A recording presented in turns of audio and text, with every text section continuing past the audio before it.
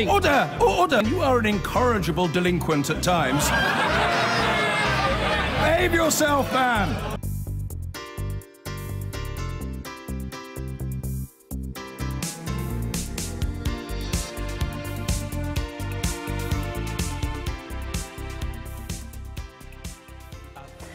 And as we were discussing earlier, there is some evidence to suggest that Brexit was a factor in the way people voted on Thursday. And we're joined now by an important member of Labour's Brexit team, Barry Gardiner. Welcome. Thank you for coming in. As we were saying to Anna Soubry there, it does seem to be that it was in Leave-supporting areas that the Conservatives did particularly well and where Labour struggled. Do you worry that if you're ever going to do better than you did on Thursday, you don't have the right Brexit policy? Actually, I don't think that's right. If you look at Plymouth, for example, Plymouth was very strongly a Leave seat. And of course, we won 4 seats in Plymouth and managed to take back the council.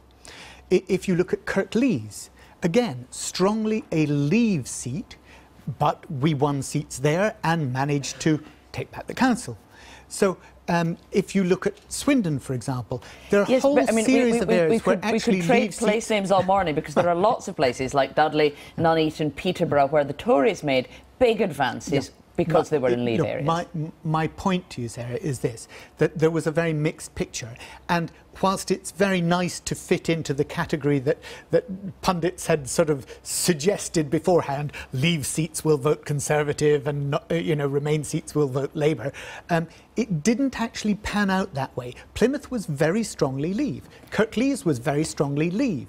And we won seats there, we took back councils there, and actually what that tells me is that this is about much wider things than simply the politics of Brexit.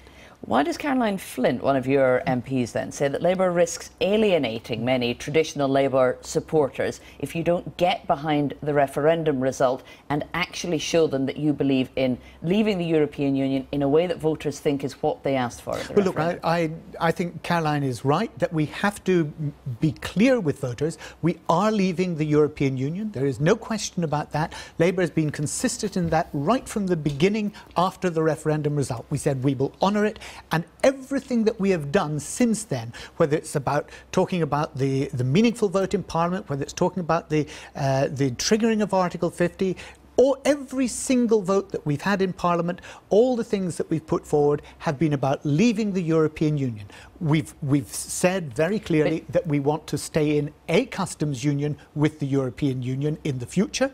We want a new customs union with them, but one in which we would be co-decision makers, not one in which we simply are rule takers. Because staying in a customs union is what some people, including yourself in the past, have described being a vassal state. You think you could be part of making the rules as well? Let's just get the quotes right.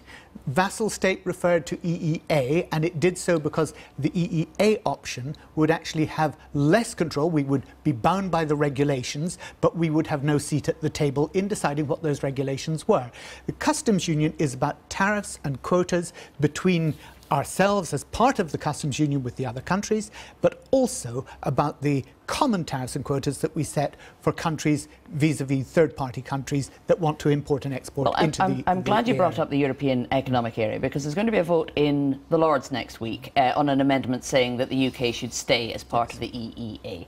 How is the Labour leadership advising their peers to vote on that amendment? Because it's not abundantly clear at the moment. No, it is actually. It's very clear at the moment. We've said that we should not vote to stay in the EEA, and there are a number of reasons for that. And that is, one, because actually, as I've just said to you, we would be a rule taker. We would have to be bound by what's called the acquis, the regulations, but we would have no say in making those regulations. Yet about 40 of your peers appear to be ready to vote for that. They would be defying the leadership if they do that, and presumably, given what you've been saying to us earlier, confusing voters about where Labour stands on Brexit. I think that's right, and that's why we've been very clear from the leadership, and Jeremy's been absolutely clear, we should not vote for a substantive amendment that talks about staying in the European Economic Area. We want to be part of a new customs union with the EU because we want to protect jobs. We want to protect the economy and the livelihoods of those workers whose jobs actually depend on that just-in-time supply chain that goes backwards and forwards across jobs from the rest of the continent of Europe into the UK. That's essential to protect economic growth. But what is not essential is that you are a rule taker and that you have no seat at the table. What's not essential is... Let's just quickly go back to the local election results, yeah, sure. and Labour's performance. I know you'll tell us all the areas in which you did particularly well. Does the party, though, need to look at the areas you didn't do so well in and work out how you could perform better? Is a post-mortem necessary now? Sarah, of course it does. We will because that didn't happen after the 2017 election. We will be looking very, very carefully. Well, the 2017 election, we had a general election very quickly afterwards. No, but even after the general election, which, although you made advances, you didn't win, the party's never really looked at why. Well, no, I don't think that's the case, actually. But what you've said is absolutely right. But I do want to sort of lay to bed this myth. Your website, the BBC website, has, as it's still on there, currently live, saying that the final poll, the parties are neck and neck.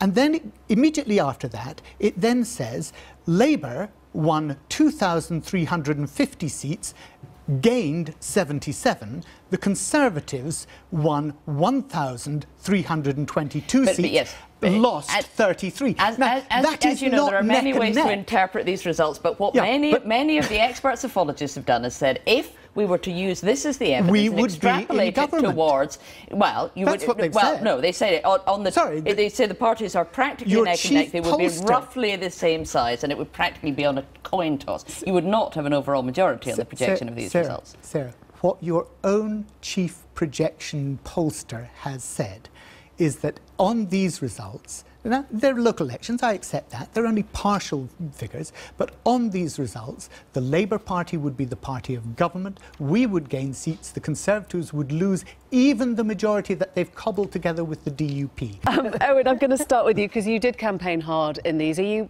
happy tonight? Well, I mean, Labour made... Let's just remember where we were a year ago. We were talking about the electoral extermination of the Labour Party after the local elections when Labour got 27%. 4 weeks later, got 40%, deprived the Tories of a majority. This time round, according to the BBC's own projections, Labour would be ahead in seats in Parliament. So that shows last year wasn't a fluke. In London, Labour's got its best results since 1971. The Tories had their worst results. And I think this is a correction to that assumption. Have they People reached won't be scared peak? of momentum. No, not at all. I mean, if you talk to non-momentum activists in places like Trafford and Portsmouth, they attribute many of their successes to momentum's activism. The problem generally in politics at the moment is polarisation. So Jeremy Corbyn's Labour got the same percentages Tony Blair did in 2001. Now, I don't understand how he can claim that when Labour have a net loss of councils of 1.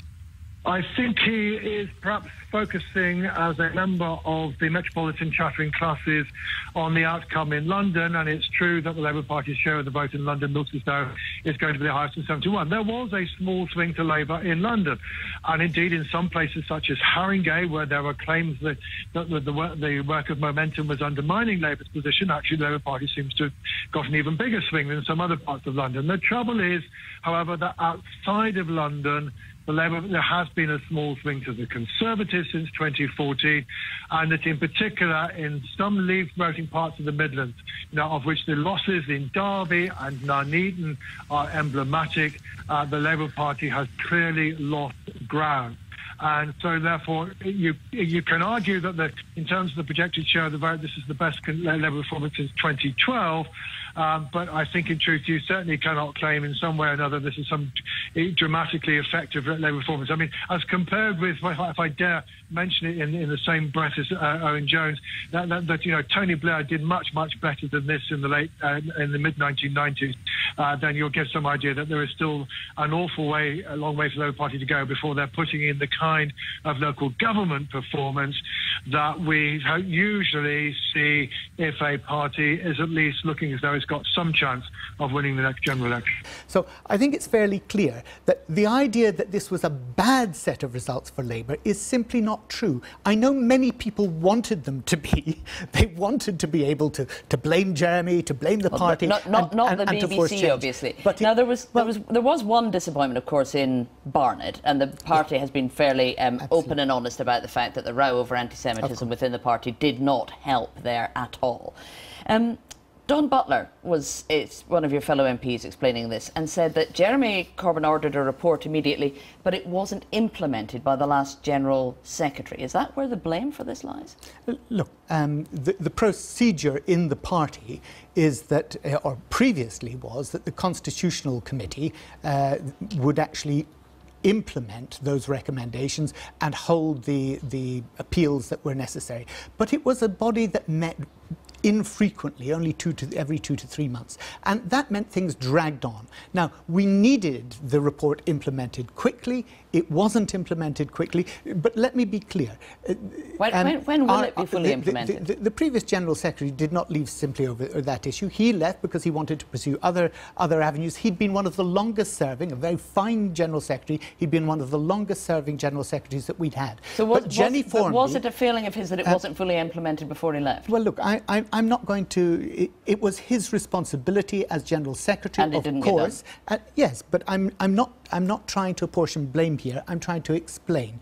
And what I'm saying is that the key thing is that Jeremy has now appointed Jenny Formby as the General Secretary. We now are appointing a General Counsel, and as part of that, the #1 priority is to get this dealt with. But before you leave that anti-Semitism issue, because I think it is important that we've learnt the lessons from that.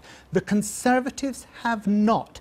And we will be talking to one of the Conservative Party's vice chairs about that later in the programme. We're going to fully go into the cases. I'm glad that you will be neck and neck on that one. Thank you very much.